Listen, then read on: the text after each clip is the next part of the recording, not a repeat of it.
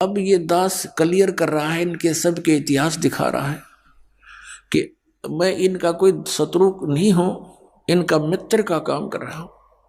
ये अपने अभिमानवश भले ही मुझे अपना विरोधी मान रहे हो, ये इनकी बालक सोच होगी।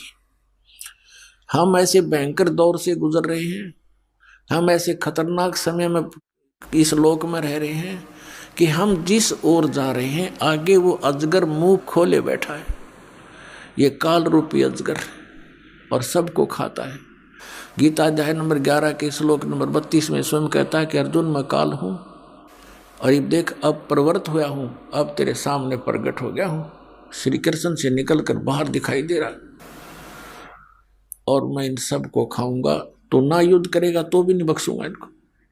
तो हम उसको पूछ रहे, देख फुटे भाग हमारे, उसको भगवान मान रहे, वो कहता मैं खाऊं सबको, फिर भी हम संतुष्ट, क्योंकि हमारी बुद्धि इतनी ही काम कर रही थी कि तो मरना जीना लगा हुआ है।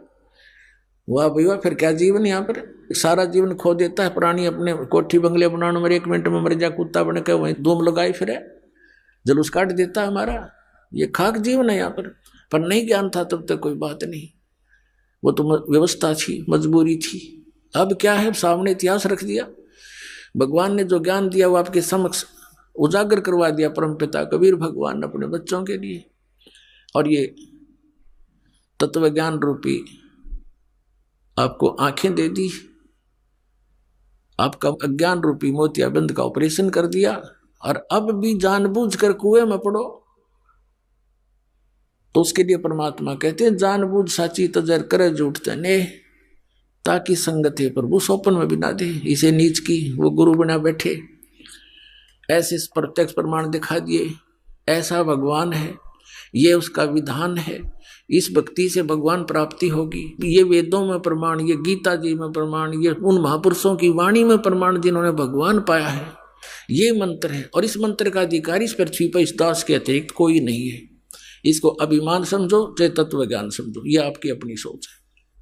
क्योंकि जिस समय परमेश्वर आए थे स्वयं 120 वर्ष या रह करके कलयुग में, उनके 64 लाख शिष्य थे, उनने किसी को उत्तराधिकारी नहीं बनाया कि अन्य को भी कह दो तू नाम दे दिया करे। इस नाम का देना कोई बालकों का खेल नहीं।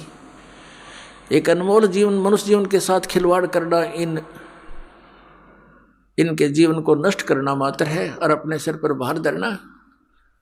तो परमात्मा स्वयं इनाम देते थे, उनको मालूम था कि नाम देने का अधिकारी यहाँ कोई नहीं हो सकता, वो इतने वजन को सहन नहीं कर सकते, इस सफर में वो सफल नहीं हो सकते। तो उस समय परमात्मा ने स्वयं ही 64 लाख शिष्यों को स्वयं ही उपदेश दिया था। और आज इस दास को,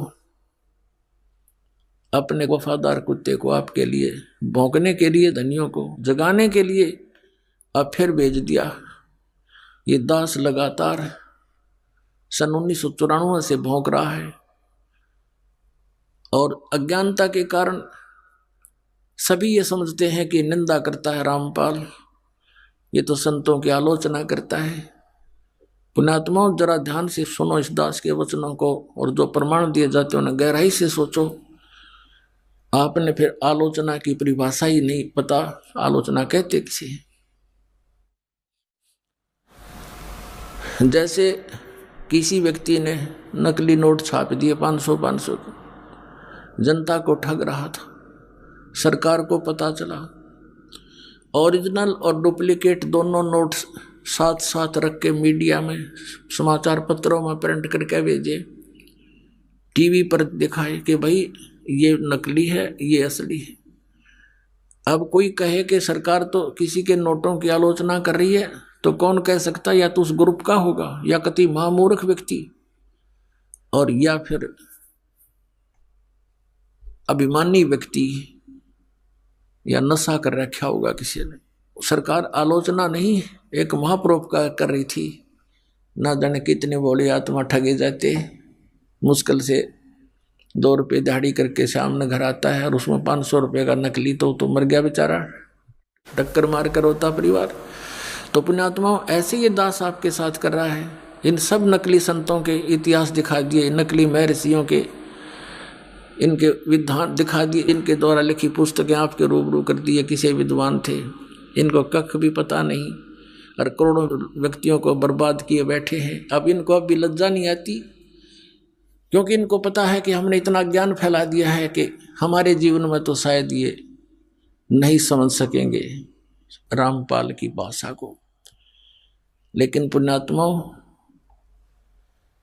परमात्मा के बच्चे हैं सभी, वो संत भी भगवान के बच्चे हैं, वो भी उनके लिए बुरे नहीं है। लेकिन परमात्मा तो उस जड़ को पकड़ता है कि ये सभी काल ने भ्रमित कर दिए, और अब भी इस दास के भौंकने से ये जाग गए, क्योंकि आप धनी आत्मा हो जो भगवान के लिए तड़प रहे हो, जा रहे हो, घूम रहे हो, और आपको जगाने के लिए दास भेज दिया अपना कुत्ता, और अब भी आप नहीं जागोगे तो फिर आपने घनी भांग पी रखी है काल की। फिर सुबह उठोगे तो आपका बहुत नुकसान हुआ मिलेगा। उठोगे कब? जब आपकी मृत्यु हो जाएगी। फिर आपके चारों तरफ यम के दूत खड़े होंगे और आप देख रहे होगे, मेरा बेटा कहाँ, मेरी बेटी कहाँ, मेरा कार कहाँ, मेरी कोठी कहाँ। कहते हैं सपना सा जा टूट उठ के मूंड पकड़ रोए, तेरा ये स्वप्न सा टूटेगा। जैसे सपने में एक भगत कह रहा था, बोला जी मैं वैसे तो रिक्शा चलाता हूँ और कार की इच्छा रखता था, मेरे पास भी कार हो। एक दिन सर्दियों के दिन थे, गहरी नींद आ गई और मैंने सपने में जैसे मैं कार ले खरीद ली और बैठ के कार में और स्पीड तो चला रहा हूँ। आगे मैंने ब्रेक लाना चाहा, ब्रेक लगे नहीं तो गाड़ी टकरा गई, एकदम आँख खुली तो पैर देखा, रजाई पार कर गया, टूटी शोड़ थी रजाई, उसका मांग पार कर गया पैर मेरा, वो ब्रेक लग गया था, वह रजाई भी पाट गई। तो सुबह उठा तो देखा ना वो कार थी और वह रजाई और पाट ली लात मार मार के। तो कहने का भाव ये पुण्यात्माओं कि उस जब तुम्हारा यह शरीर छूटेगा तब तुम जागोगे, फिर तो उस रजाई में पाँव फंसा पाओगा आपका। चारों तरफ यम के दूत खड़े होंगे और फिर देखोगे कहाँ मेरी बेटी, कहाँ मेरा बेटा, कहाँ कार मेरी कोठी। और फिर देखो कितनी दुर्गति करता है आपकी। पहले तो तपस्या पर डाले जाओगे। एक स्थान ऐसा होता है वहाँ से अचानक यमदूतों के हाथों से भी वो जीव निकल जाता है। तपस्या पर डाला जाता है, वहाँ भून कर बुरा हाल करता है इसका, उससे गंध निकालता है सूक्ष्म शरीर से, फिर वापस भेज देता है। तब तक वो यम के दूत वही इंतजार करते हैं और वो सोचते हैं कि भगवान के पास गया है, वहां से वापस आएगा, और फिर वो पकड़ कर ले जाते हैं धर्मराज के पास। धर्मराज जैसा भी उसका विधान अनुसार बना देता है कि जा तू प्रेत बन। अब वो प्रेत बनाकर भेज दिया जाता है। पहले ये 13वीं क्यों मनाया करते थे और 17वीं क्यों मनाते थे कि 13 दिन तक इस जीव का ये नहीं पता यूं कहाँ रहता है, उनको पता ही नहीं था। अब 13वें दिन आवे सारे कोल्लू में गए, पीठ पड़ के तपस्या पर बन के धर्मराज के दरबार में लाइन लग जाती है, इसका नंबर आता तब इसको आगे योनि प्राप्त होती है। तो 13वें दिन फिर यो नीचे पटक दिया जाता है। फिर ये आता अपने घर, जहाँ आशा तहाँ बादशाह हुई, कहते कि गधा बनेगा, किसी का पशु बन जाएगा उसी परिवार में, या कुत्ता बनकर उसी गली में सैर सपट्टे कर रहा होगा, या प्रेत बनकर फिर वहीं आता है घर पे। और ये घर पे आकर के क्या कहता, बेटा देख मैं आ गया हूँ, बेटी मैं आ गया हूँ। वो सूक्ष्म शरीर है, उसको बोलने के लिए स्पीकर चाहिए, एक स्थूल शरीर का, वो उसका खत्म हो गया। और वह धक्के खा रहा है, वहीं भटक रहा है, कोई उसकी सुन नहीं रहा। वो सोचता है देख कैसा परिवार है, मेरी एक बात नहीं मान रहा है। फिर काफी दिन के बाद उसको दूसरे भूत मिल रहे हैं, भगत तो भूत बन गया ही, अब को नहीं अपना ब्योते हैं। तो ये ऐसे भी दुखी करता है, हर तरह से परेशान किया जाता है। तो जो प्रसंग चल रहा है उसी पर आते। अब कहने का भाव यह है पुण्यात्माओं कि इस परमात्मा की सतभक्ति करने से आपने ना भूत बनना, ना 13वीं की जरूरत, ना 17वीं की आवश्यकता, ना फिर पिंड भरवाने। इन पिंड भरवाने के सारा लगे क्या फायदा मिलता है? नथिंग।